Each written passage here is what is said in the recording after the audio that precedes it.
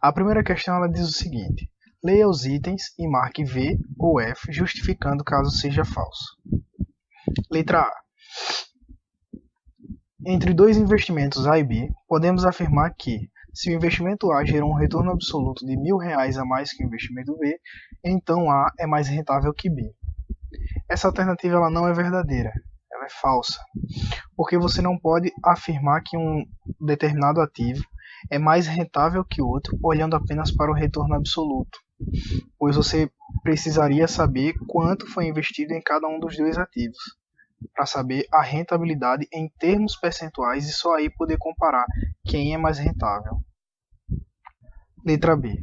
Quanto maior for a variabilidade dos retornos possíveis de um investimento, menor é o seu risco.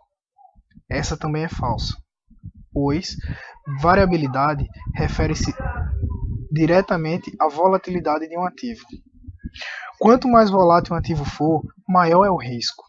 Mais difícil é de que o investidor consiga prever qual será o seu retorno, ou seja, mais distante os retornos observados estão em relação à sua média. Letra C. O coeficiente de variação é uma medida de risco de investimento sendo definida como a divisão da variância pelo retorno esperado do investimento. Essa também é falsa. Por quê? Porque o coeficiente de variação ela realmente é uma medida de risco de investimento, mas ele é definido como a divisão entre o desvio padrão pelo retorno esperado do investimento e não a variância. Letra D. O retorno esperado de uma carteira de ativos considera o peso de cada ativo em seu cálculo, ou seja, ativos de maior peso influenciará mais o retorno. Verdadeira. Como foi visto na disciplina, o retorno esperado de uma carteira, ela considera o peso, ou seja, quanto você investiu em termos percentuais em cada ativo, vezes o retorno médio desse determinado ativo. Então, quanto mais você investir em um ativo, mais ele vai influenciar no retorno da sua carteira. Letra E.